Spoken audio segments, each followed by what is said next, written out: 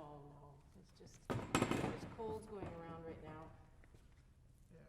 so just a bit of rundown. Okay.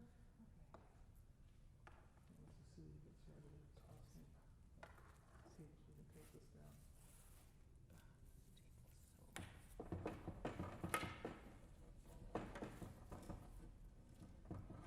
Hey, do you guys still have that projector? Yep. Michael Briggs might be in touch with you. Okay. He wants to use it for a women's musical club. Gosh, are they really actually having things, or just doing a live stream? Yeah, just doing a live stream. So he wants to set it up here and project onto the players, which is why we can't use our projector.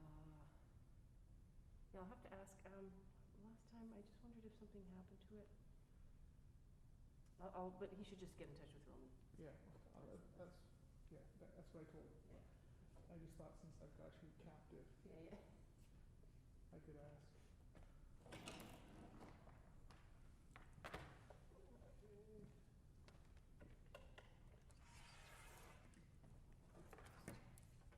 This worked really well last time we used this. Unfortunately, we try to use it for the general master class, Yeah. and it echoes. Oh, It's are they very too annoying. close to? No, I think there's a delay with the output of the video, and so that the audio happens twice. Oh, weird. I'm trying to figure out how to work around that.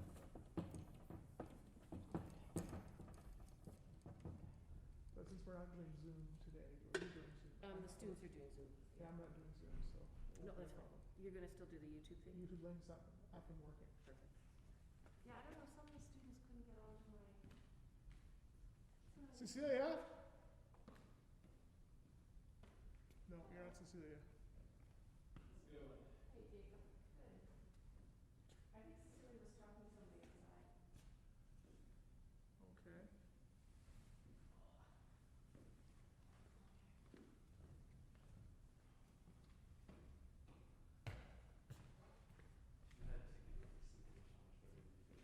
Oh, I'm fine. I just thought it was on the side. It was airing on the side of caution yesterday. That's not. You made it. How are you doing? Yeah, I'm okay. You're okay? Yeah. Anyway, I wiped everything down, the table's clean. Okay. We do have performers today. Charlie's.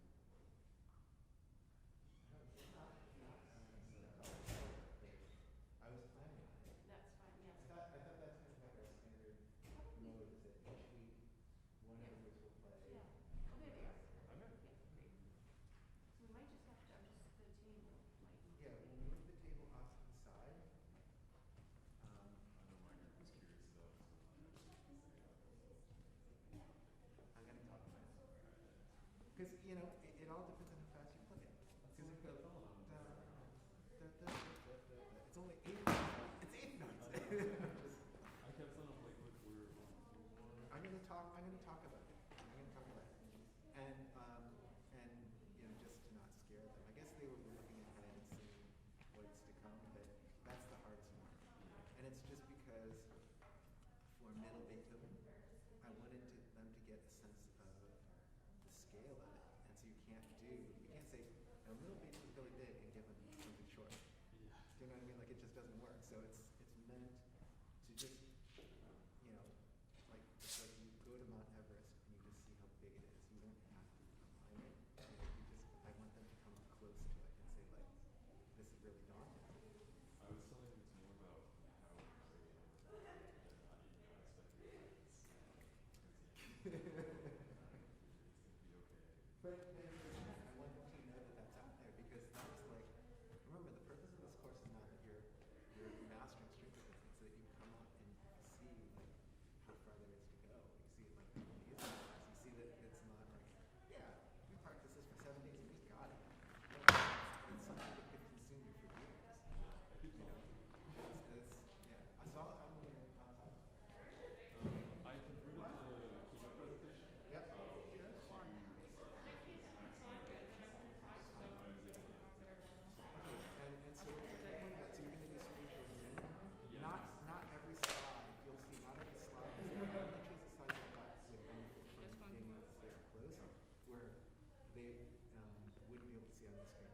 So you'll just have to keep an eye out and just like if you see, oh, I've got that slide, then you can switch it over. But you, it's not meant to be switched over. Hey Peter, Yeah. can we keep the table to one side just because they're going to play string quartets first? Where do you want to put it?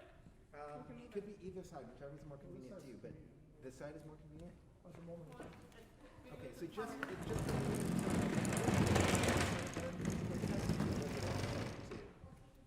so you know they're not going to be way to the side, but they can be just slightly off center. Right. Okay. Yeah, you need to allow them to be socially distanced when they play. So Right. that, And I'll put the screens in between. I'm sorry? I'll put the screens in between them. I don't think so. I think just like this. This is what we did last week. Okay. And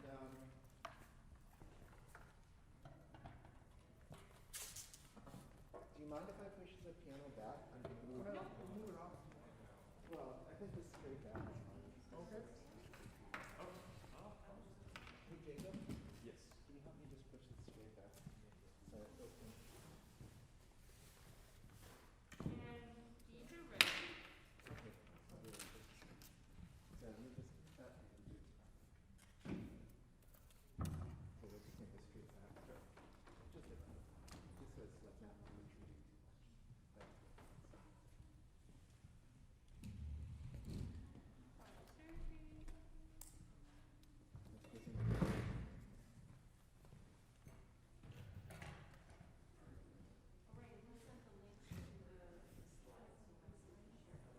Yeah, I converted it to a file format that we can use on this. And this is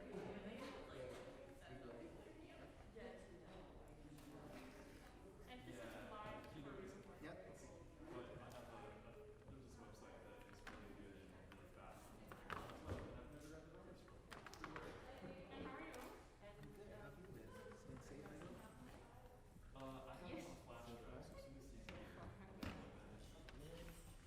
Sure. Yeah, well, for everybody, right? Yeah. My grandmother was in the hospital for 3 weeks, but she finally got out, so we're okay. So did she had COVID? She had colitis, but because of COVID, nobody could go visit her or anything. So that was tested.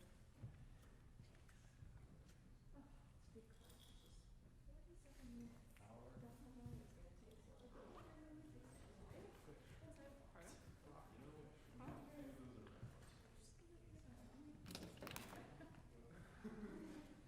Yeah, there's enough.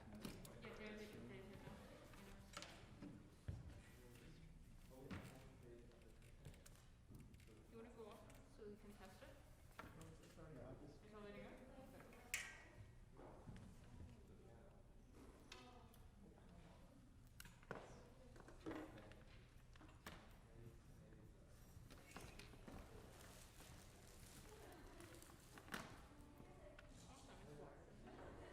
Okay.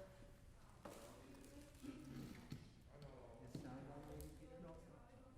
Yes, you go.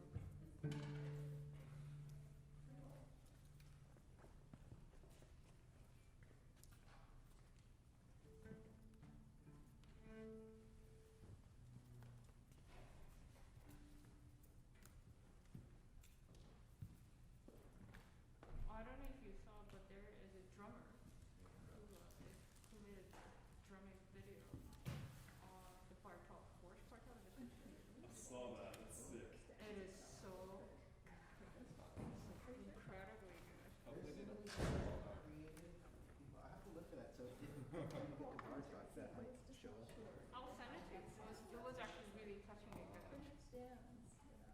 I was really That was like, getting stoked. I was like, man, I want to play with quartet for now. It's sweet. it's just like hard to do it that well. Yeah. It could have been cheesy so easily. It's just not. Friday things. But it was like total pro. It was amazing. How would that? Happen to be leaving.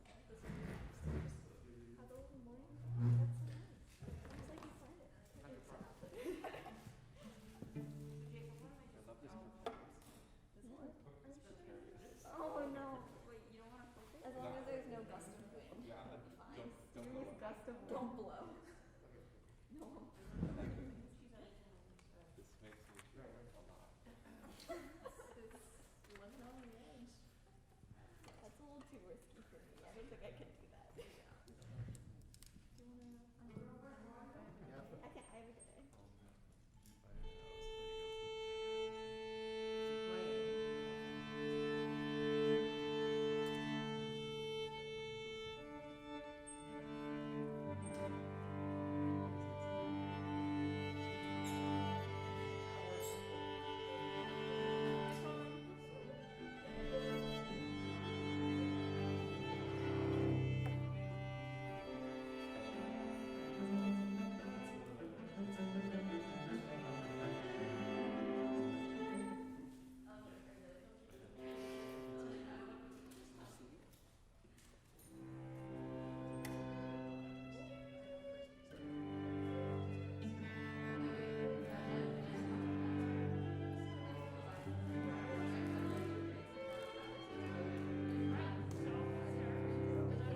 It might be just need to be just a little bit louder.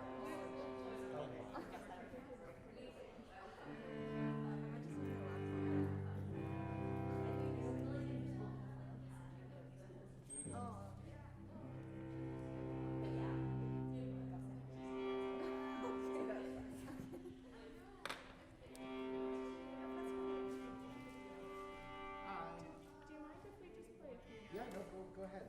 Arm up, whatever. Everyone's just kind of hanging out. And once we start, I'll just have you play all the way through. Like, can you play all the way through? Okay. So that's what we'll do.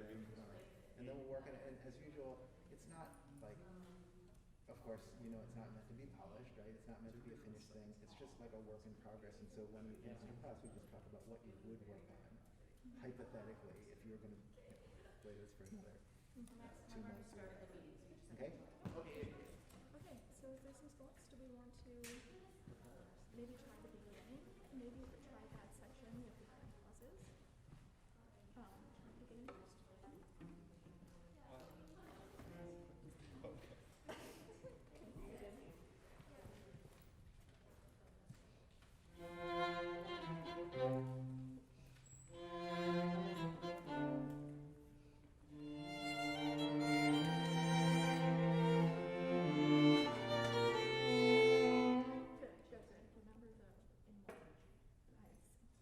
I remember myself. Okay. Wait, grab a pencil. So we still like we really want that. Actually, you don't want to put them in there.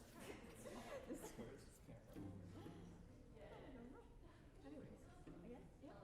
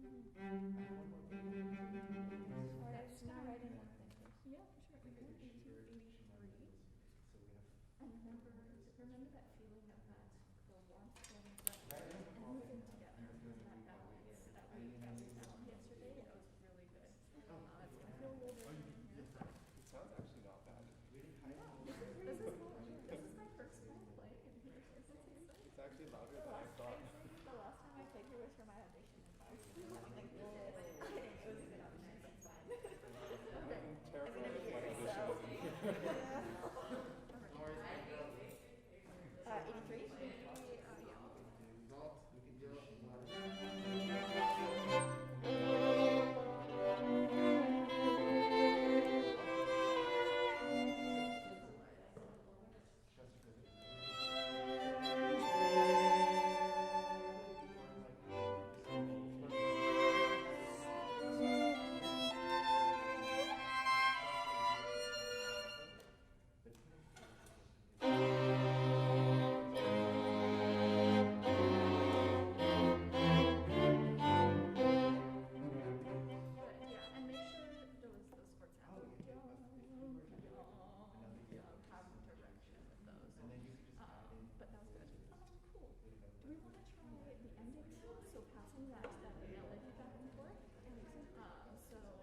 maybe from the piano sfortello, piano sfortello, piano Yeah. sforzando, again, having that trajectory throughout. Right, to get some of that knowledge.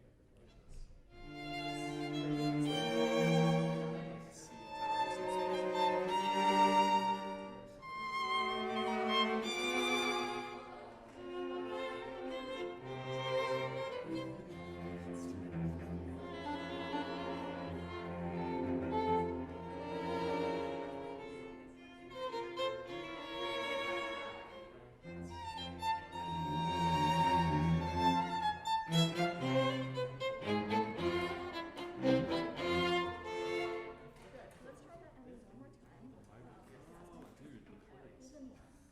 It sounded really nice, but just for balance, I think that would be good. And like because you're in a low register, second violin always needs to project out a little bit more. And then just not slow it down. Yeah. Elsewhere, is it in there? One more time. Yeah, that's good.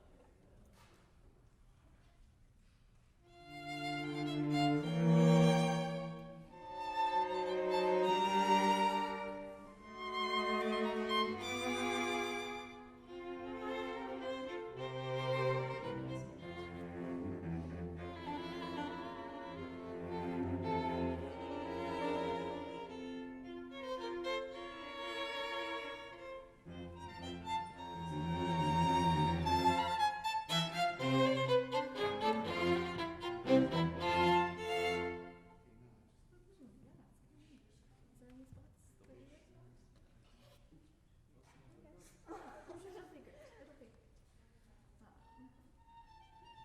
It'll be good. I might kick the stand. Very nice.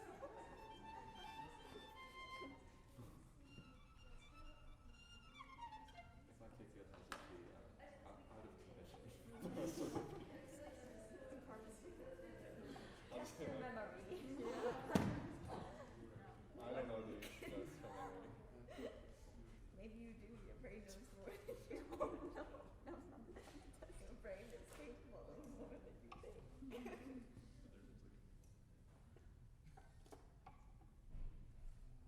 If you have another comment, try to bring up the characters. Yeah. Just reminding you of some of the stuff that we talked about, really. Yeah. Like the characters, like when we go back to the recap, like something different. Like that's the character. That's the one that I was tuning. We never tuned that part. It's like E flat minor. is the character. It's never gonna be. The fact that it's out of tune is part of the character. It's the surprise. The surprise.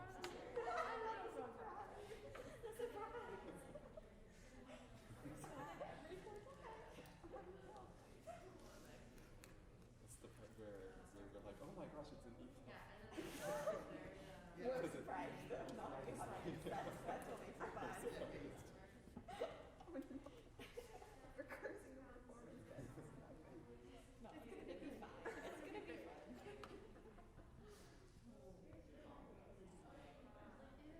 It's gonna be fun. Maxine, do we have to test the tech or are you okay? Like, do we have to test to see if So people are on? basically, the sound will do this, and I'm gonna share screen with this. Yeah. No. Oh, I'm just worried. I'm just asking like, Oh, for sorry. me to ask if the people are online, are they okay? Like they can hear already? She's They're just being admitted right now. Okay. and I'm just finishing this, and then we'll test it out to stop sharing. What kind of a sound check did you wanna do? Just make sure that everything's working. Okay. I'm just asking if I need to at the beginning of class check to see if everybody can hear or if it's already been done. Okay.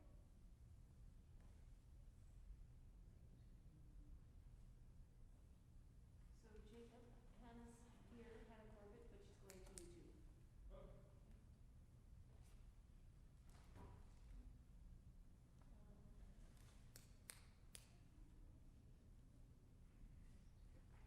Hi everyone, we just wanna do a quick sound check for those that are joining us in Zoom land.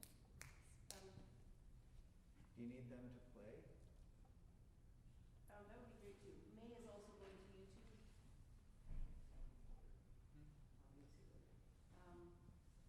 Yeah, can you guys just play a little bit?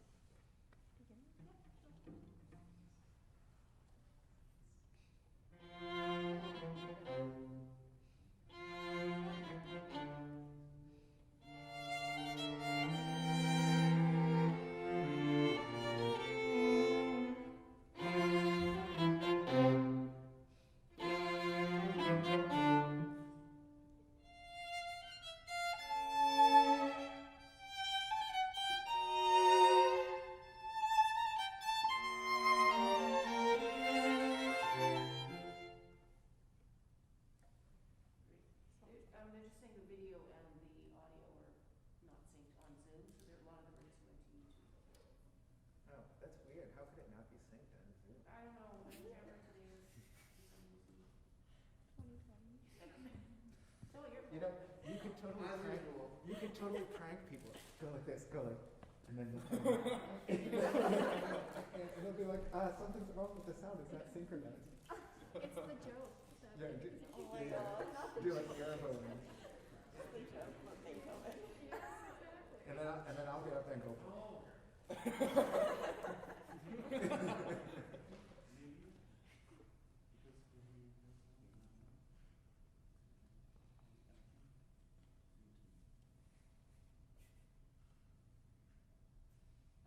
Tim, if you could just make an announcement, that, because a lot of people have left to go to Zoom, Okay. can you just remind them that we are sharing the slides You like today cute.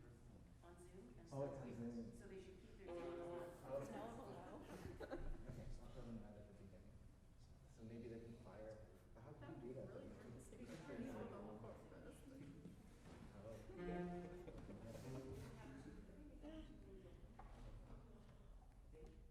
We're all making Like, sure that technology. I mean, this is the first time that we're trying to share the slides. Cool. Mine is 101. Okay. Can you just one frame one more time? Yep. Oh, we're gonna do the beginning. Yeah, we're gonna be professional.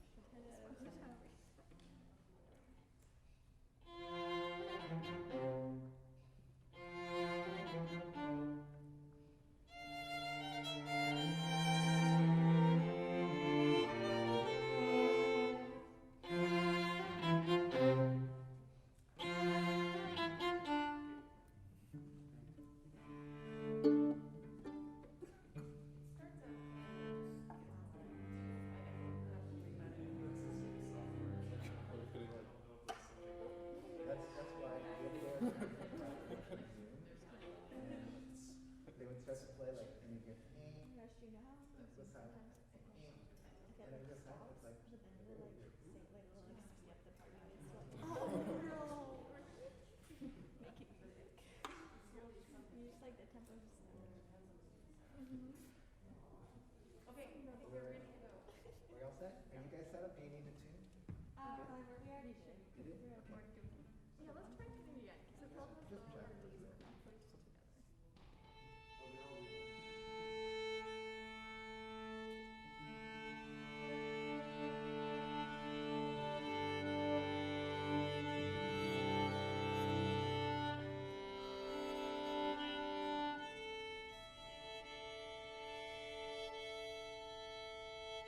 Is all set? I'm just gonna stand here so that I can be. Good morning, everyone. Good morning, especially to those of you who are joining us online. It's great to see all of you here in person as well. Those of you who braved the virus to be here, it's always great to have people in person. This morning we're trying something a little bit new with the technology. Some of you online complained that you weren't able to see the screen very well because of the camera. So what we're going to try to do is screen share some of the slides with you. Not all of them, but the ones that I felt were important to be able to see a little bit of the detail of the slide. And so those will be done on Zoom. So I know some of you are migrating to YouTube Live, and the suggestion was if you keep both windows open and maybe keep your sound off on Zoom if the sound is lagging on Zoom and YouTube Live is better. But just so you're aware that in the lecture part of the class today, we will be sharing some slides, and that will be on Zoom. So today we're going to continue our work on Beethoven. If you remember from the last class, we were working on Beethoven's very first published string quartet, Opus 18 number 1. So we're going to start the class just with a work in progress. Remember, these are never supposed to be finished performances, so this is just a week's work. And then we'll get into a little bit of some of the things that would be helpful, or some of the things you could think about when you're working on it further. So we'll start with you guys.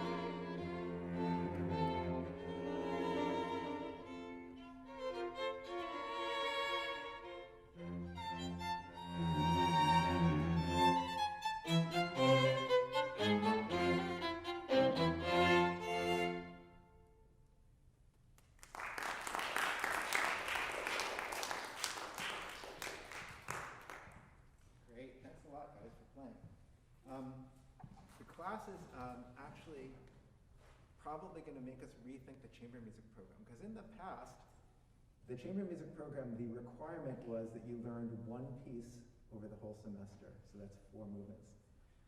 And you guys are consistently learning 1 movement per week. So that's pretty good. So we're going to maybe have to make, you guys are putting the upperclassmen to shame. No. We probably won't do that because, you know, you do want to dig into a piece. But I'm just saying you guys are doing a really nice job learning 1 movement per week, which is great. So I just wanted to point out, before I get into the main thing I wanted to talk about, just one little thing about Beethoven's dynamic markings. So if you look up here, we have, in Beethoven's dynamic markings journal, we have forte, piano, fortissimo, pianissimo. And then we have forte pianos, like right here, and we have sforzandos. So sforzandos are different because they're not related to the dynamic.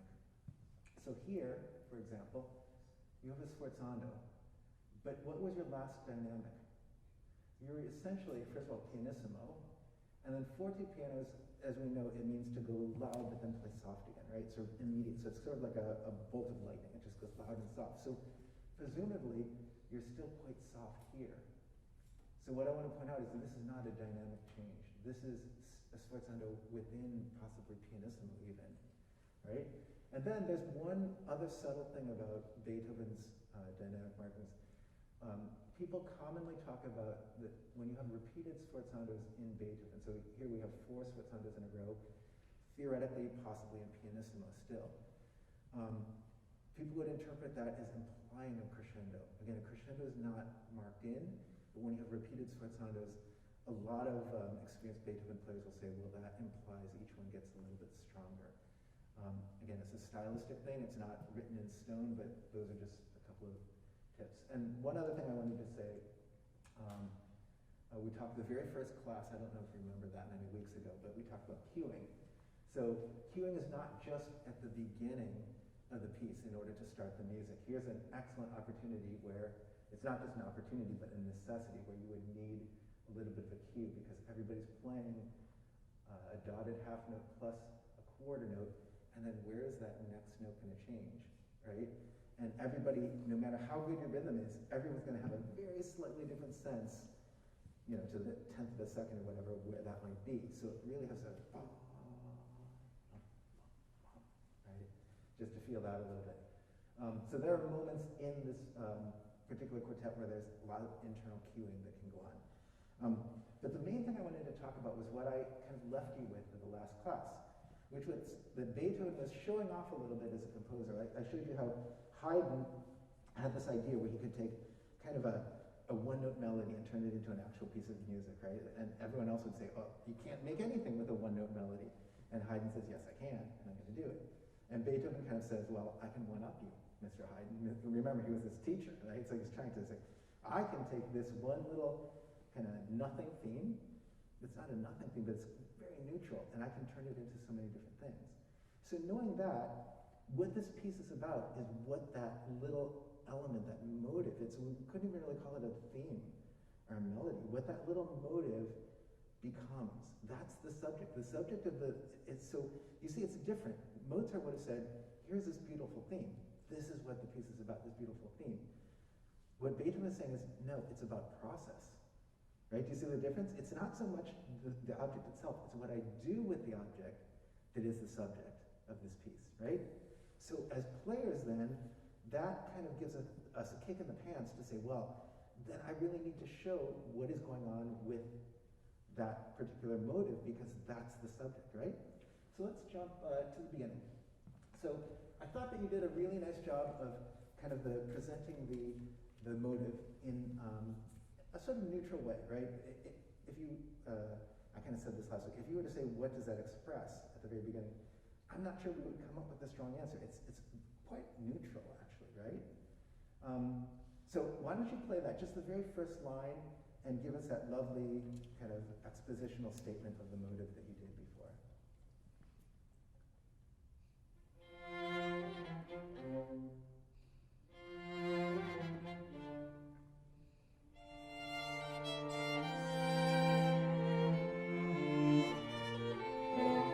Good, okay, let's stop there. Lovely. Okay, so this is the remember we've kind of talked about the Viennese classical style. So this is like everyone's stereotype of, oh, lovely string quartet playing, let's have a cup of tea, we're in a salon, we hear the beautiful three-part phrase structure that we pointed out in Haydn and Mozart, and Beethoven understands this language, he gets it, he's one of us. And then the immediate next thing comes, this. Can you just play that, where we just got to, the forte?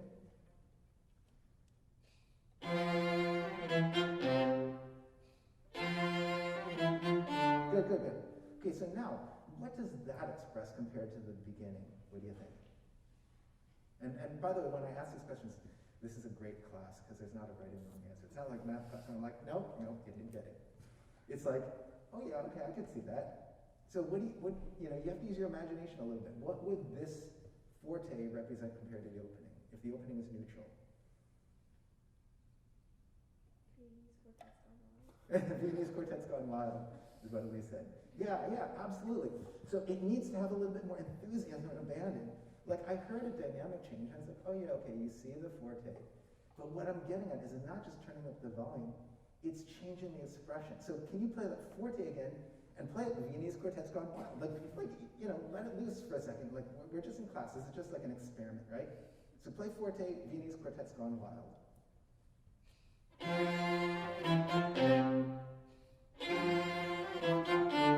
Good. And so the great thing about stringed instruments, one thing that I love about them is they're so responsive. Every little thing that you do physically comes out in the sound, right? So try it once more, and even more kind of physical abandon. Bum, ba-da-dum, bum, bum. Like, really let your arm move. It's an experiment. We might say, okay, that was a rough draft, we'll leave that in the garbage bin. But just for fun, try it.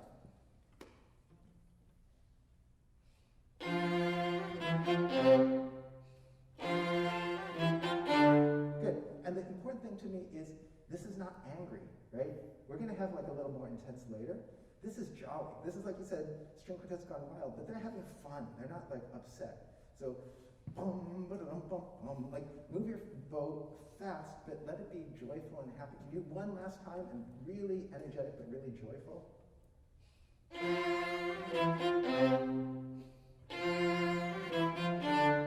Nice. And remember, even within one sort of mood, Beethoven's focusing on development, right? It's about process.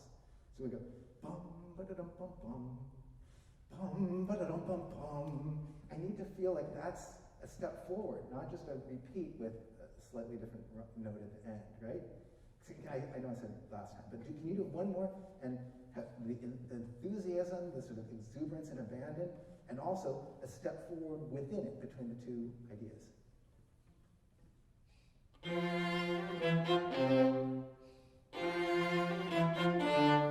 Good. Okay, now what comes next? What's the feeling here? So Elise, you kind of start, use your imagination. Again, Beethoven, this is really important. He doesn't write in the music like last time I did. I wrote in expressions. He doesn't write that, and which I love as a musician, because I don't want to be told 100% of what to do. I want some freedom. I want my input into it too. So what do you think? It reminds me of the beginning again, which is Just neutral? well, more than that, but it's oh, we went wild, but just kidding, we're fine. Yeah, so my taste is always, It's a weird Fridays. because it doesn't, it's hard to make it come out to the audience, right? So you got to go stronger rather than, if you just go well, it's almost like the beginning, but just this subtle shade different, it won't come out that different. So I want a stronger emotion. So, It's almost as if we're teasing. teasing? Okay, so teasing could be good. I was thinking scared, because scared to me is a stronger emotion. If I'm scared, it's, but teasing is good too. You could do it either way. Again, so this is a great example where you might talk about exactly how you would do it. And now, this brings me to a really, really important point. So if you guys are taking notes, this is my kind of big insight for you today. When you say, I want to do this mood, and you go okay, yeah, the music says that mood, and I want to do it. And then you're stuck with your instrument. Okay, so what does that mean? What do I do to get that feeling? Here's my hint for you. Here's a clue that's so useful to me. Because it strikes at something which is even deeper, which is really important, which is why do sounds make us feel anything at all? Right? I don't know if that question has ever occurred to you, but it's one of the things that, like for me, I went years and years in music, and I'm like, yeah, this is fun, this is great, you know, I like playing an instrument, I like music. And then you get to the point where you're like, why? Why does it work? Why does hearing vibrations in the air, and we've all experienced this, make us feel things so powerfully? And if you're interested, if that question interests you, I just want to say, put in a plug for the neuroscience program here at U of T, because it's a really great program, and this is the cutting edge of science. And it's not just like, okay, this is somewhat interesting. This is a really important question, not only for musicians, but for neurologists, for medical doctors, for scientists who are thinking about like what makes us work as human beings. And I just want to point out that you couldn't go to Juilliard and study neuroscience because it's a conservatory. The whole advantage of being part of a university like the U of T is that, hey, we've actually got a medical school. There's a U of T medical school. And hey, there's actually U of T neurology. And there's actually biochemists who are like trying to figure out what the neurotransmitters are in our brains, right? So that's my U of T plug. Go U of T. But the answer to the question for us from a musician's point of view, I think, comes down to the fact that we hear emotion in each other's voices. Just for whatever reason, for millennia, human beings have needed to communicate not merely factual things, but emotional things.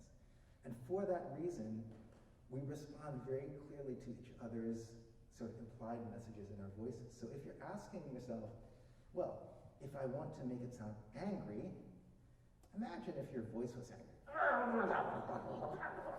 Right? That's the kind of sound you would try to make on the instrument. If you're scared, that's the kind of sound you would like to make on the instrument, right? So it gives you a really clear direction to go, and then it gives you like a better target to hit, right? So suppose we say, this spot where we got to is a little bit fearful. Let's just kind of like go with that, okay? Can you play, Elise, can you play? And then all the rest of you come and see that little hairpin there? That to me is not Beethoven saying, turn up the volume and turn it down. And that's Beethoven going, right? So just try it. Like, again, this is just an experiment. We might leave it on the floor and go like, okay, well that was fun, but we're never going to play it that way. But let's try it. Let's try playing really quavery in honor of Halloween.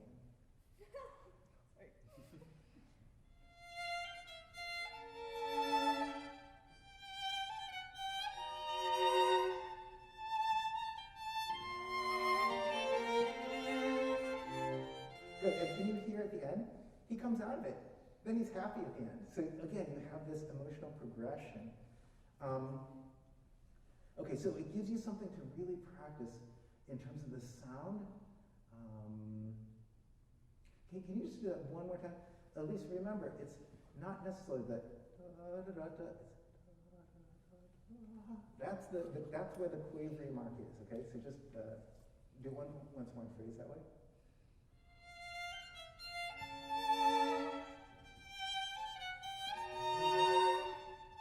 Now happy.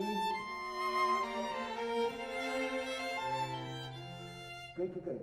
Okay, so notice also that if you're going from sort of Halloween, quavery, scared, into happiness, that has to happen in kind of like a progression. And it also has to be emotionally believable. It has to, kind of make sense inside. Okay, but let's go on to the next thing. So Jasmine, you start this one. What might this be? Again, use your imagination knowing that there's no wrong answers. It at least feels a little stronger than when the first forte comes, I think. Feels stronger than the first forte. Yeah, it's definitely a different emotion to me. What does any of the rest of you think? Or even people in the class? You want to play it? Just play right there. Jasmine, where you start. And with everyone coming in. And we're going to ask everyone in the class to think what this might be.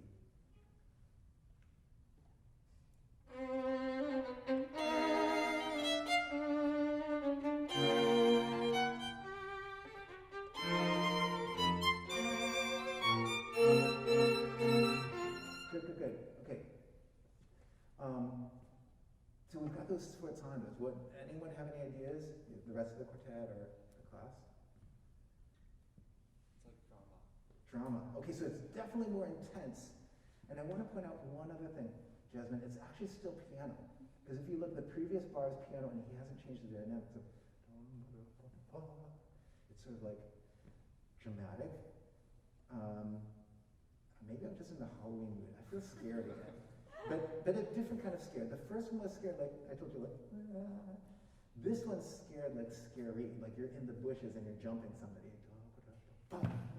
My kids would love this. And here, you see, again, this idea of the sforzandos intensifying. Right? And then, this is really clever here. So we've got the sforzandos maybe possibly implying a crescendo, but the point is that you actually get to a forte here, and he hasn't written in a crescendo. So my interpretation of this would be, yes, the sforzandos are intensifying, yes, they're growing, but then a sudden forte, which is like the ultimate boo, surprise, because hey, we're actually happy again. It was scary, but then and then when we jump to where Charlie's playing in the bass, I'll just jump ahead. I think that's really joking around and happy and in a really good mood, right?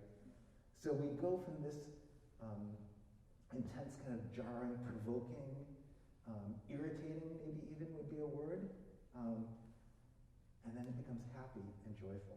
You want to try that? So once more from where Jasmine plays. And start soft and with like, these sforzandos really surprising and irritating.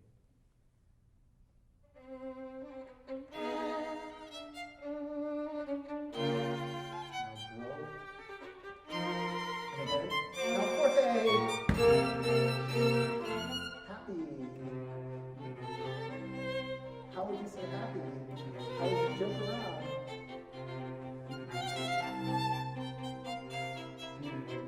Good.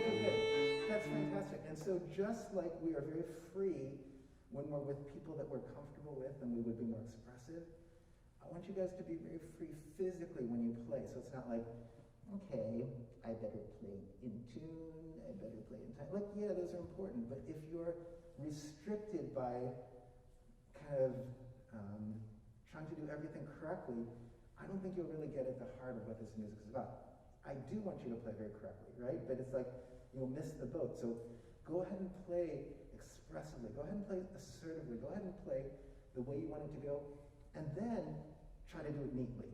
But my experience is that if you start with just neatness and then try to go, okay, now we're going to add in the expression, you won't get there because it's like you're starting off with the wrong rough draft. So start with the rough draft that really has what you want in it, and then go back and refine that. Oh yeah, we weren't quite together there. Okay, well let's try to keep the character, but let's try to be more together. Oh, we're falling a little out of tune here. Let's rehearse that intonation. Okay, now let's go back and play it again the way we wanted to, but try to get the intonation, whatever. Okay? So let's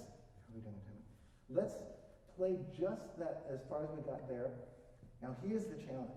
Okay, it's hard enough to kind of tear the music apart and say, let's really get this character, let's really get this character. And so part of your rehearsal process would be that. But this to me is actually the hardest thing, is then to switch. To play it all the way through, and physically to do what you're trying to do in each thing, and to really capture that moment, but also get continuity and say, well, that has to make emotional sense somehow. And even physically, to go from one way of playing to the other. Okay, so just for fun again, I mean, maybe it's not going to be the finished product, but go from the very beginning and take us through that journey again, that process that Beethoven's after. Okay?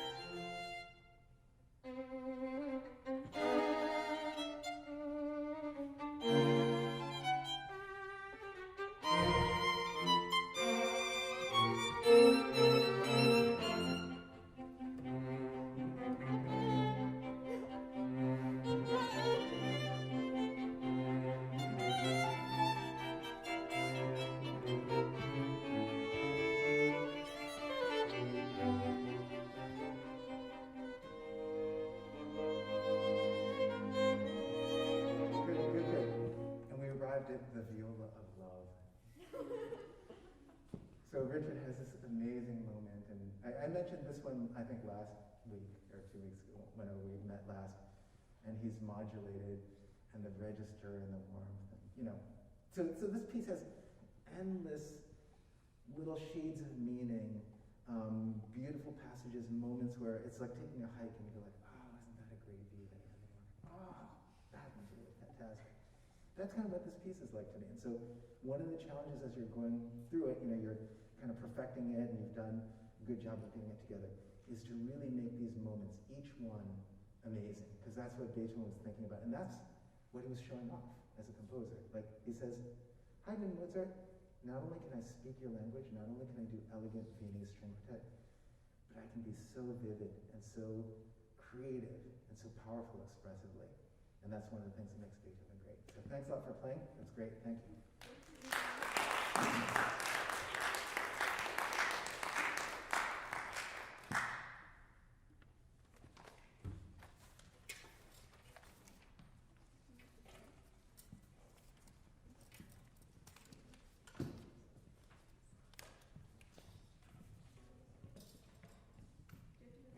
No, we can leave the chairs here. That's great. Okay, so continuing on with our exploration of quartets, we're going to stick with Beethoven for another 2 weeks, actually. And those of you who've looked ahead to the calendar will see probably some of the repertoire already that I've chosen for us. And today I want to talk about Beethoven in the role of the artist hero. Now, if we think about our notion of artists, like if I just went to the person on the street and said, oh, tell me about an artist, they would likely say, oh, this is a person who's so creative and unorthodox, and they're nonconformist. They don't stand in with the rest of society. Maybe they look funny, maybe they act funny, but they're a mad genius. That's what a lot of people would say, right? That's kind of our imaginary view of what being an artist is all about. I don't know if you guys chose to come to U of T Music because of that. Like, yes, that's what I want to be. But that's an interesting thing, because if you remember the portraits that I put up of Haydn and Mozart, do you remember them with their powdered wigs and their nice clothes and their silk stockings? And, you know, they were actually servants. In their employment contracts, it said what they had to wear and when they had to show up and do stuff. That's not our image of this popular artist thing, is it? It's really Beethoven who was one of the first, and there were other artists in other fields, but one of the first musicians to really have this almost rock star persona of like mad genius. And so that's what I want to talk about today, is Beethoven as the artist hero. And in order to do that, we want to see where we're at in the study of Beethoven. So in the first week, we were talking about his Opus 18 quartets. That's what you just heard, Opus 18 number 1. And today, we're going to look at one of his middle quartets, Opus 59 number 3. And then next class session, we're actually going to talk about his late quartets. Now, this idea of Beethoven's output being able to be divided into 3 periods, early, middle, and late, is an idea that has persisted for many, many years. Obviously, Beethoven didn't wake up one morning and go like, I think I'm done with my early period. I think I'd like to start writing middle period works. Like, I mean, this is not something that happened as Beethoven was writing, but it's people afterwards trying to organize his thought, trying to trace his arc of development. And this idea of early, middle, and late is something that actually arose even within Beethoven's own lifetime. There's some French writers on music who said that. And so over the years, it has been a pretty durable idea. And it's especially obvious when you look at the string quartets. In recent years, musicologists have proposed a number of other different ways to understand Beethoven's output. So I just want to lay that out there, just so you know that there are other views as well. There are some people who say, well, it was a period of understanding, adopting first, and then a period of innovation later. Some musicologists will look at this and say, well, yes, there are 3 periods, but let's subdivide them others. But it's very useful. And the way you would characterize the 3 periods are not just chronologically, but that Beethoven was trying to do different things in each period. So in the first period, what he's trying to do, as we look back and kind of analyze his thought process, he's trying to absorb everything that there was in that Viennese musical environment. And we spent 2 weeks talking about Haydn and Mozart and how this very sophisticated musical language had evolved, such that there were conventions, there were forms, there were patterns of movement structures, and these were all understood. It wasn't like Haydn sat down and wrote down, okay, here are the rules for writing a string quartet. You must do this, you must... It was just part of the conventional understanding. So remember that Beethoven came to Vienna as a young artist, and his first step was, I need to get established here. I need to show that I can play in the big leagues, right? So Haydn and Mozart are the leading composers. I need to show that I can do that. And that was the purpose of Opus 18 number 1 that you just heard. He's basically putting his calling card, like, look guys, look what I can do. I can follow all your rules and trump you by being even more creative than that. So that was kind of what the early period was all about. In the middle period, he basically explodes everything, and that's what we're going to look at today, Beethoven exploding everything. He's like, okay, I can play your rules, I can play your game, but now watch me make this more amazing than you ever thought that it could be. And so that's what we're going to look at today. And then in his late period works, we're going to look at this in the next class, he's basically being visionary and creative and trying to just figure out, well, what is completely, has never even been tried before. People have never even thought of this, but I have the imagination and the power to do that. And the amazing thing is that he actually was able to carry that out. It's one thing to have the ambition and say, look, I'd like to say something visionary, but Beethoven actually was musically. So let's talk about this middle period. So I told you that the middle period here is kind of what we're going to focus on today. Musicologists oftentimes, they don't want to just say like, well, early, middle, late period, because that's kind of dry. So over the years, the middle period has often been described to the point where now it's almost a cliche as Beethoven's heroic period. So that's what I want to talk about today, is heroic music. Like, what is heroic music? What makes Beethoven's music heroic? Why would musicologists kind of converge around this term of heroism for Beethoven's middle period? So those of you who are basketball fans know that the LA Lakers won the NBA title earlier this year. I don't know if any of you are fans of that. Yeah, some of you in the back. That's awesome. So it immediately ignited this debate. Is LeBron James the greatest of all time, or Michael Jordan? LeBron James is the star of the Lakers, and Michael Jordan was a historic star, the greatest of all time, and I'm sure even those of you who are not basketball fans know Michael Jordan because he became such a household name. And I have to admit that I'm biased, but I grew up in Chicago, and Michael Jordan is the greatest of all time. So we don't have to, you can talk to me after class if you want to debate that. But the question is, what makes Michael Jordan a hero? Because the fact that even those of you who are not basketball fans know his name shows that his reputation, his image, transcended basketball itself, right? So what makes a person heroic? I want to suggest a couple of things, just observations from Michael Jordan. The first is that you're good at what you do. So even before Michael Jordan won any championships, for example, he had many other accomplishments, but he was Rookie of the Year. That showed that he could do it. Like, he was one of the best players, right? But then it's not enough just individually to be good.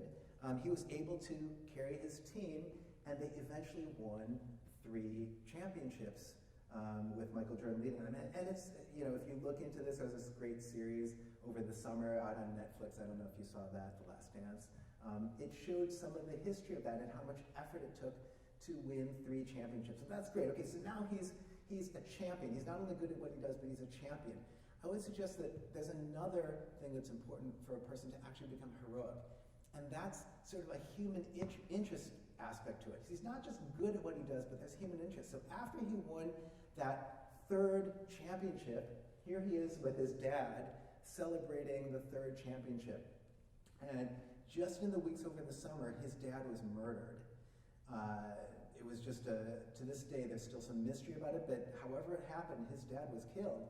And this was really tough on Michael Jordan because they were quite emotionally close. So how did Michael Jordan respond? Well, he quit basketball.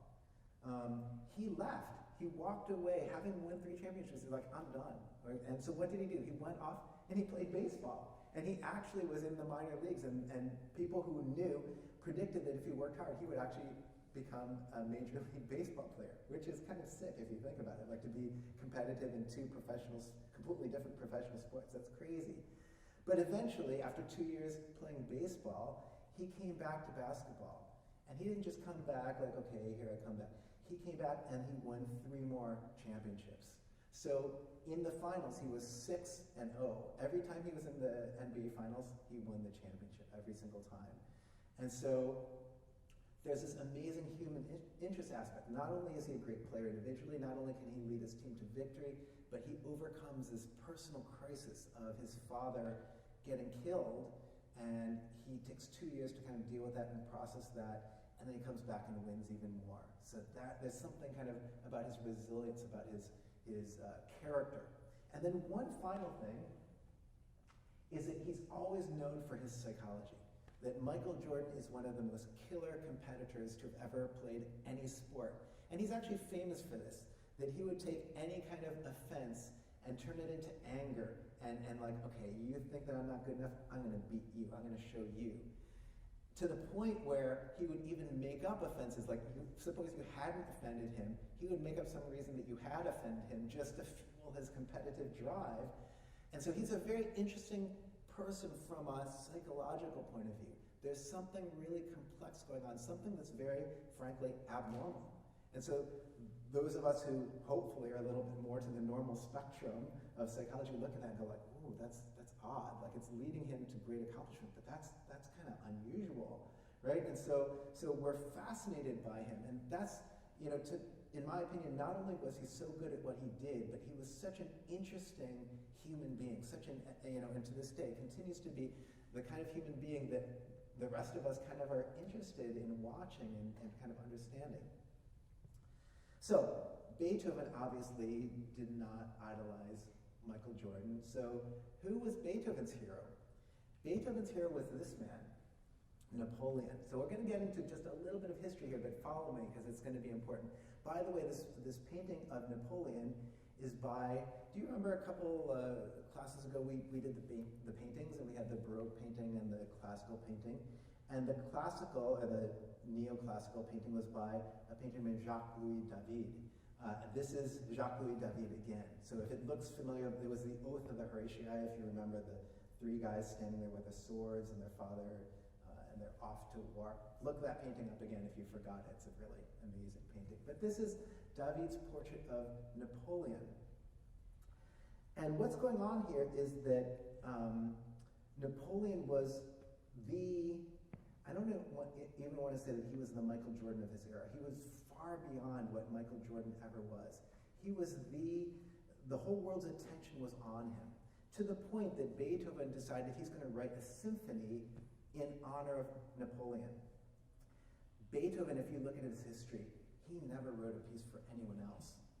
There's a piece called Wellington's Victory that people like to paper over. That's the only other example, and most people say that wasn't a real composition of Beethoven's, he just did that for kind of like a special occasion. But never in his career did Beethoven ever write a piece for a single person. All the pieces are dedicated to somebody, there's a dedication at the top, but never like about somebody or for somebody. So this is really unusual in Beethoven's output. And I want to show you the title page of Beethoven's own copy of the symphony. It says Grand Symphony, and then here it used to say entitled Bonaparte. And you can see that Beethoven has basically destroyed that. What happened was that in 1804, Napoleon declared himself the Emperor of France. Before that, he had been a general leading the French armies to victory. He had been what was called First Consul, as the French tried to develop a new form of government. But he had never been emperor before. And so Napoleon crowns himself emperor in 1804, and Beethoven goes berserk and doesn't just cross out Napoleon's name. This is Bonaparte. The symphony was going to be called Bonaparte. You can see he's demolished that. Like, there's rips in the paper. It's like, he's furious. Why would Beethoven be so angry that Napoleon declares himself emperor? Well, you have to go a little bit deeper and understand what Napoleon symbolized to Beethoven. So we talked earlier about Baroque paintings leading to neoclassical paintings. But that wasn't just like saying, oh, people used to do wallpaper and now we don't do wallpaper anymore. Or people did shag carpet and now we don't shoot. It wasn't just like fashion. I kind of mentioned to you that last time, well, taste changes and fashion changes, and that's true, but it went beyond that. You see, there was a movement, this change from Baroque to classical style corresponded to a larger intellectual movement that was going on called the Enlightenment. So the Enlightenment took place in the 1600s and 1700s, and basically it's saying we need to understand the world through logic. We need to be able to observe things. We need for them to make sense to us. We need to be able to see it. We need to be able to prove it. And so you can see that there's a very scientific kind of way of looking at the world, right? We need to be able to duplicate our experiments. We can observe. But the Enlightenment philosophers and intellectuals applied that to even more than science. So, for example, religion. Well, we can't just believe things just because we are told that. We have to actually examine, does it make sense? Does it actually make a difference? In philosophy, are we believing things about ourselves, about the way the world works, just because that's what we've been told, or because we can actually observe it and understand it?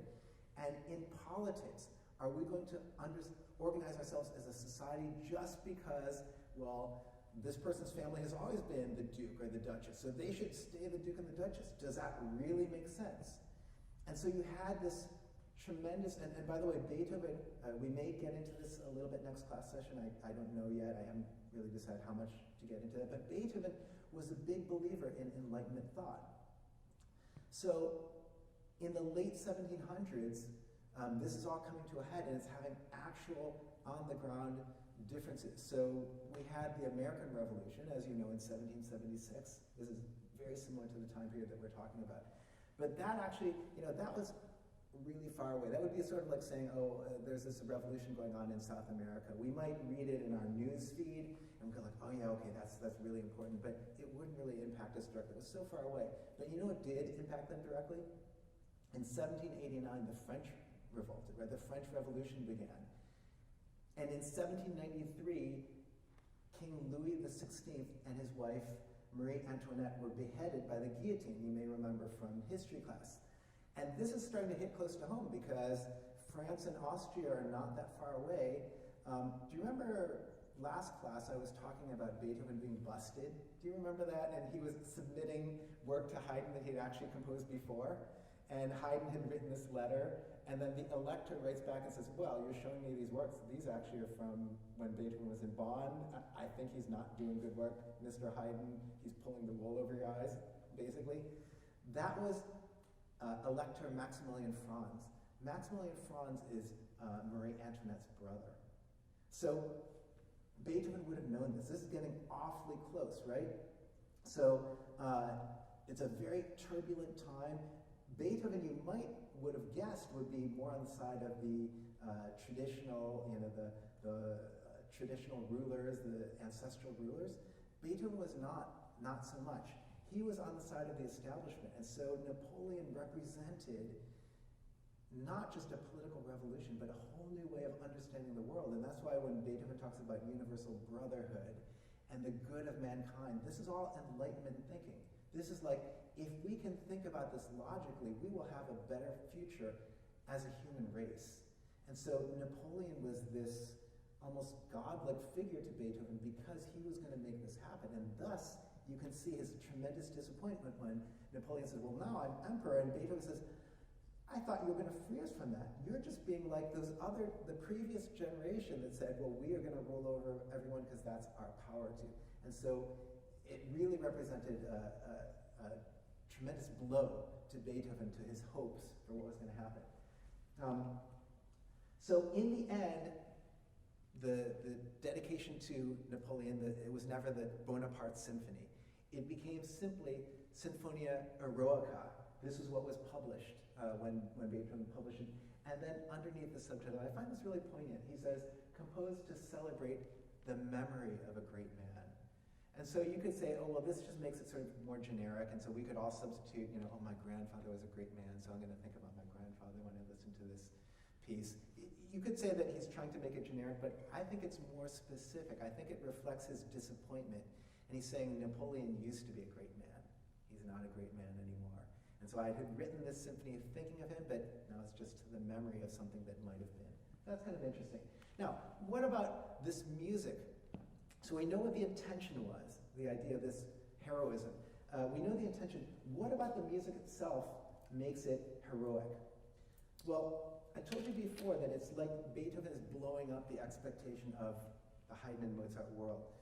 Just to give you one example, the first movement of this symphony is almost 700 measures long, which is about the length of an early Haydn symphony. So basically, his first movement is the length of an entire early Haydn symphony. Beethoven writes directions in that first published edition, and it's here at the bottom. It says, this is from Beethoven himself. This symphony, having been written to be longer than is usual, it should be performed closer to the beginning than near the end of a concert, because if it is heard too late after an overture, an aria, and a concerto, it may lose for audiences something of its own proper effect. So Beethoven's going, I know I wrote it long, I don't want to put the audience to sleep. Pay attention to this. Now, it's very interesting if you look also how he was able to get that movement so long. It's not that he's just verbose, he just goes on and on and on. But he uses the very technique that you just heard in Opus 18 number 1. He takes a small motive, this is what he's doing in Opus 18 number 1. He takes a small motive and reinterprets it over and over and over again. That's exactly what he does in the Eroica Symphony. He doesn't write it by these grand, big old melodies. Well, so if it's twice as long, I'm going to just write a melody that's twice as long. He doesn't do it that way. He takes, it's actually interesting, instead of going longer with the melodies, he goes shorter. He goes more elemental.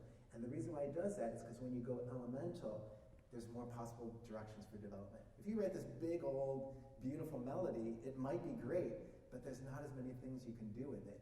If you write just a little fragment like we saw in Opus 18 number 1, you have so many different directions, and that's exactly the technique that he's using.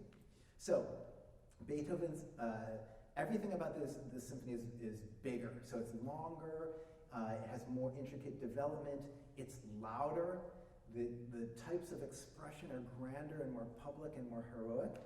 Let's look at some other things that make Beethoven's middle period music heroic. This is something, Beethoven is an interesting composer to study because there's much more documentation about his life. One of the factors is his deafness, and I'm sure that all of you guys kind of have heard anecdotally, oh, Beethoven went deaf. This led to a lot more things being saved about Beethoven's life because things had to be in writing, even some of his communication towards the end. So we're able to piece together, for example, his daily existence to a much greater degree than Haydn and Mozart, who were of a similar period, but there's just not as much documentation because they didn't require it, but Beethoven required a lot of documentation. And so one of the papers that was found after his death became very, very important to understanding Beethoven's psychology. And it's called the Heiligenstadt Testament. And all it is a letter that he wrote while he was in a town called Heiligenstadt. And this is just before he wrote the Eroica Symphony. So the Eroica Symphony is like 1804, 1803, 1804, and this is 1802. So this reflects exactly on what Beethoven's frame of mind is just like literally months before he wrote the Eroica Symphony. And I'll just read, it goes on for longer than this, but I just excerpted parts of it, and I'll read it to you. And he's addressing, kind of literally he's addressing his brothers, but in the way he writes it, he's addressing all of humanity, so all of us in a sense. He says, "O you men who think or say I am hostile, peevish, or misanthropic, how greatly you wrong me. You do not know the secret cause which makes me seem so to you. For 6 years now, I have had an incurable condition. Though born with a fiery, lively temperament, susceptible to the diversions of society, I soon had to withdraw myself, to spend my life alone. It was impossible for me to say to people, 'Speak louder, shout, for I am deaf.' Ah, how could I possibly admit weakness in the one sense which should be more perfect in me than in others? Oh, I cannot do it. So forgive me if you see me draw back when I would gladly have mingled with you. I must live quite alone, like an outcast. If I approach people, a burning anxiety comes over me in that I fear being placed in danger of my condition being noticed. What humiliation for me when someone standing near me heard a flute in the distance and I heard nothing. Or someone heard the shepherds singing and again I heard nothing. Such incidents brought me almost to despair. A little more and I would have ended my life. Only my art held me back. It seemed to me impossible to leave the world until I had produced all that I felt was within me. And so I spared this wretched life. So he's basically saying, I would have committed suicide. I was at that point. And the only thing that saved me was this idea that I had to create something, that I had this drive, this compulsion, this obligation to share with the world my artistic vision. So again, you might not have understood this during Beethoven's own lifetime, but he had this heroic call within him, this idea of the artist being solitary, of having to overcome this titanic struggle of being incompetent, inept in the very area that you're supposed to be the best at, right? Hearing. He can't hear as a musician. So that's pretty amazing. So he's overcoming odds just like Michael Jordan. There's this amazing sense of struggle, even in the documentary evidence. This is a page of one of his manuscripts, and you can see him literally, like if you look at a Mozart or Haydn manuscript, they're nice and tidy and neat. They look like them in their nice outfits and their powdered wigs. And here's Beethoven, like you can see him wrestling with the music in the way he writes. It's quite astonishing. Another thing that historians point out about Beethoven that is unusual is his sexuality. It's obviously one of the most powerful things that makes us human, and Beethoven was, shall we say, out of the ordinary with that. He never married, but that didn't mean that he was gay. He was one of his friends said Beethoven was constantly in love. It just would keep changing. And I've actually made a chart here of all the women. These are just the women that we know that Beethoven was involved with. There were apparently many others earlier in his life. And here's the interesting observation, not made by me, made by lots of music historians. Beethoven always chose someone who was inaccessible. And I've written in the chart why they were inaccessible. They were like married to somebody else, or they were involved with somebody else, or in one case his piano student was only 16 years old when he was 30 years old, right? He would choose people, or he would choose people in a higher class. Remember, Vienna was a very stratified society, so he would choose a member of the aristocracy who probably would never want to marry. Beethoven was not actually, even though he sometimes pretended to be, he was not actually part of the aristocracy. So he always chose relationships that were impossible. And one writer has said, well, if that happened once or twice, you might say, okay, well, bad luck. But if it happens over and over again, it's almost like a subconscious wish. So the thought, and if you're interested in the subject, one of the biographies that I could point you towards is Maynard Solomon's. It's an excellent biography, and he takes the point of view much more of psychology. And one of his quotes is there at the top of the slide here, where he says, a standard pattern of Beethoven's love affairs is attraction to a woman who is firmly attached to another man.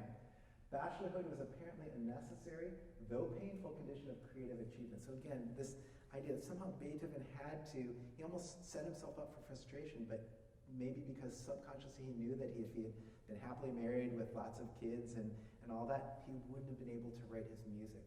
So this idea of sacrificing everything for your art is kind of powerful. If you do read the Maynard Solomon, one of the highlights is the discussion of this very last case, and you may have heard of this from popular culture, Beethoven's Immortal Beloved. So in his papers, just as there was the Heiligenstadt Testament in his last papers, there was a letter addressed to just simply the Immortal Beloved. And so ever since Beethoven's death in 1827, it's been sort of like a detective game of, well, who was this Immortal Beloved? Was it just an abstract concept? Was maybe Beethoven even addressing art as the Immortal Beloved? And Maynard Solomon pretty definitively nails it, I think.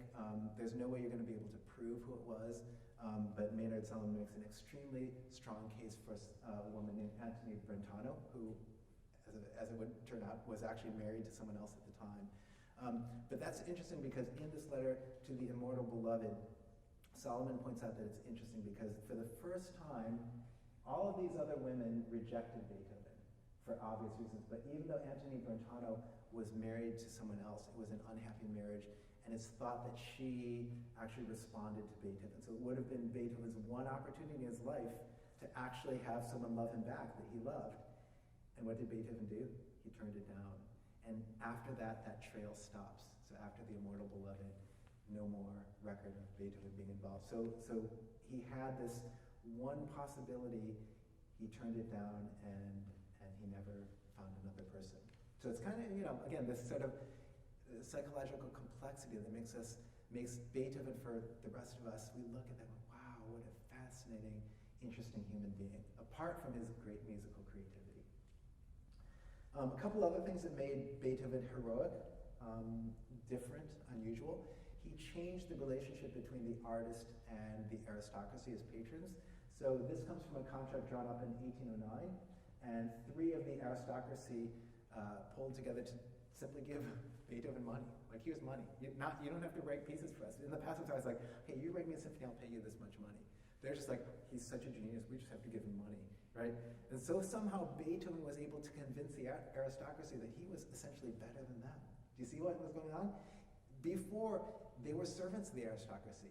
And the musician was like, oh, I hope that you'll favor me with employment. Now they're going like, well, we're lucky just to have you around. Just let us stay by you and we'll just give you money. So he changed that relationship. Again, through his force of personality, through his genius, but also through the force of his personality.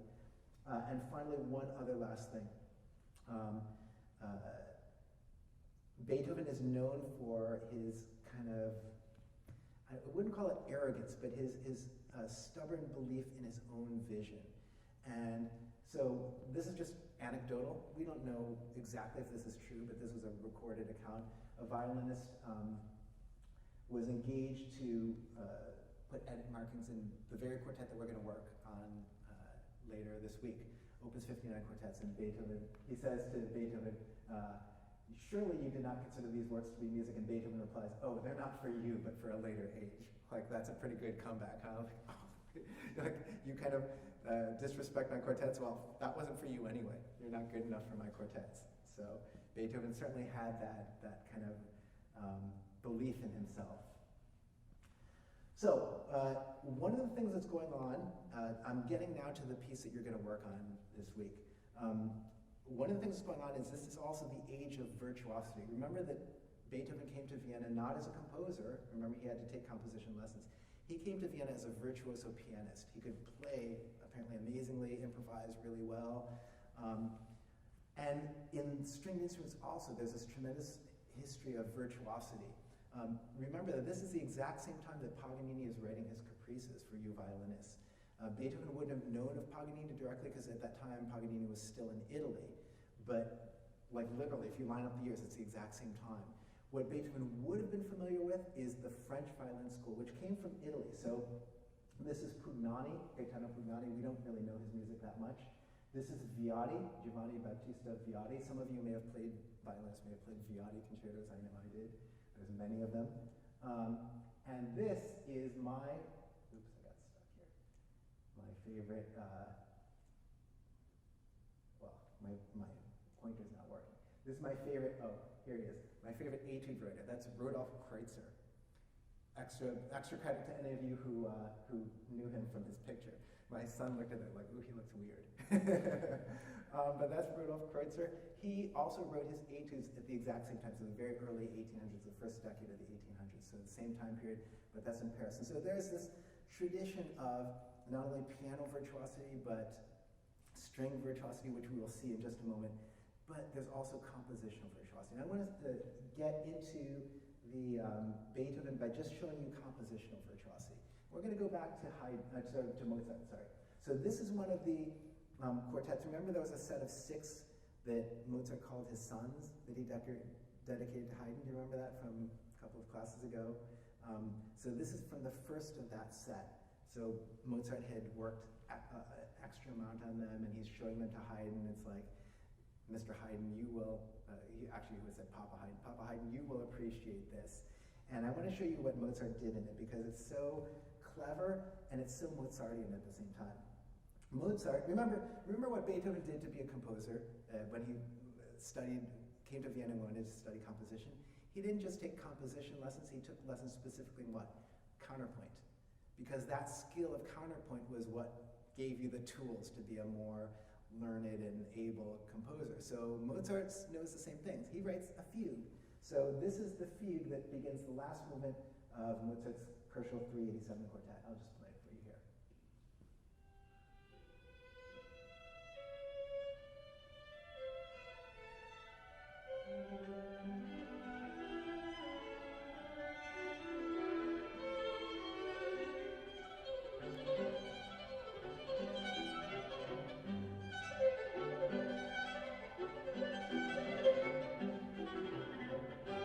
So this is so Mozartian because he does it. Do you see how he did? Like everybody, I don't need to point out, right? Everyone can hear the fugue subject at the beginning. So he followed the rules. He says, "I'm going to do a fugue," but then he turns it into a joke. Like that's so Mozartian. You hear the lightness and the elegance after that. Okay, so he says, "I can write a fugue, but I'm going to write it in my own way. It's not going to sound like one of those Bach, really intellectual, heavy fugues. It's going to be a light and fun fugue."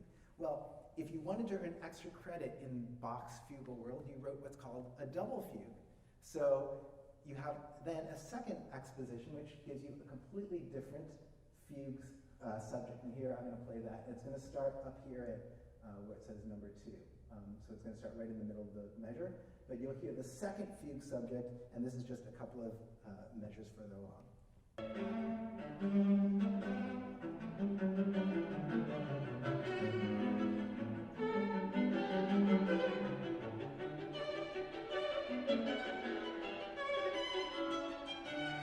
Okay, good. So everyone hear the fugue, right? Okay, now here's the moment of genius. Mozart layers them on top of one another, because that's what a double fugue is. So you're saying, not only can I write a fugue subject and then make them all fit together, not only can I write another fugue, but I was thinking the whole time about how all 8 parts could possibly fit together. And it's a compositional flex. He's going like, I am so much brighter than any of you could possibly be, and here it is.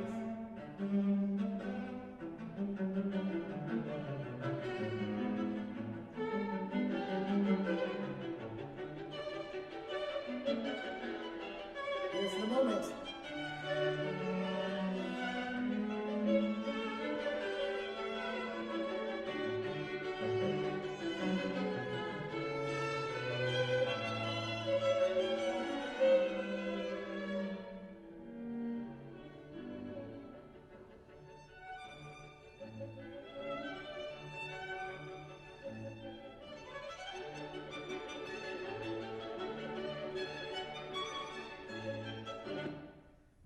That's the Mozartian part. He does this huge compositional flex, and it turns out to be nothing but a joke. Did you hear how the music ended? He just turns into this like light, almost nothing, almost vacuous, like brain dead. Like that was just so easy for me. I'm just completely relaxed. You didn't even hear me sweat one bit. That's Mozart, okay? So remember, Beethoven takes Mozart's and Haydn's models, and he blows them up in the middle period. So here's an example of a fugal last movement from Mozart. I want to end the class by playing you the movement that you are going to work on this week. And I'm going to play it in its entirety because it's part of the effect is, again, this sort of grandeur, okay? So here we go. This is the last movement of Beethoven's middle period quartet, opus 59, number 3. This quartet sometimes actually has the subtitle, The Hero, the quartet also. And that's not a dedication from Beethoven himself, but remember we talked about how sometimes quartets acquire nicknames over the years. So this one acquired the nickname The Hero over the years. So this is the last movement of opus 59, number 3.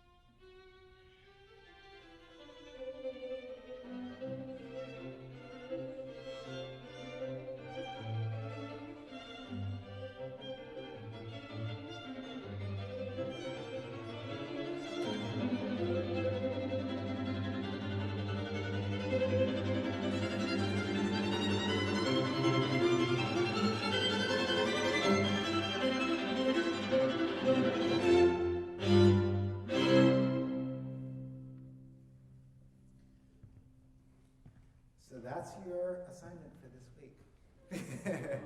So now I know I heard already that some people are going like, whoa, that's a lot of work for all in 1 week. And what I wanted to do, I'll tell you what my intention is. First of all, this is the hardest movement that you're going to face all semester.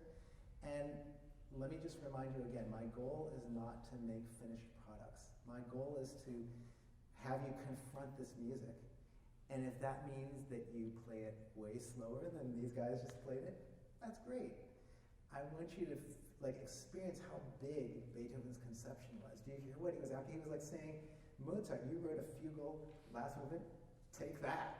You know, he's really just exploding what, you know, this is no longer a nice Viennese string quartet in the salon anymore, is it? This is something that is so powerful and so dramatic and requires your ultimate in physical energy and mental energy and commitment.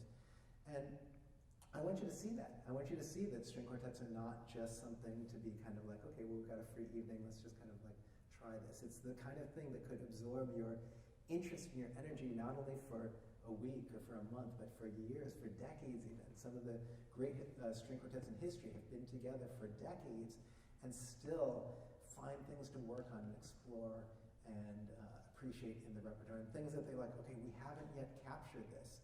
It's that kind of Mount Everest of a musical thing. So yeah, it's hard. Yeah, it's a crazy hard movement to do for 1 week, but that's my intention. I want you to see how hard it is to feel the bigness of the music. Okay, so I just want to put that into perspective. I don't want anyone losing sleep over this. It's hard and I get it, and I just want you guys to see that. By the way, that was the Dover Quartet.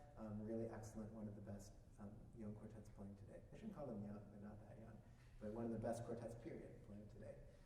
So have a great week, have fun working on that, and next time we're going to talk about the late quartets of Beethoven, but have fun with the middle period. I'll see you next time. You guys actually have 2 weeks. Oh, okay, 2 weeks. Yeah. Good. That's so good. That's such good. I want to say that I planned that, which I didn't. But you get 2 weeks to work on that. That's great. That's really, really good. Okay, so work hard on it. I want you to, like I said, I don't want anyone to lose sleep over it, but I do want you to work really hard because it's an amazing piece, right? So it's great that you got 2 weeks. Next Fantastic. week, just a regular chamber class with Mark. All right, thank you. Thank you all.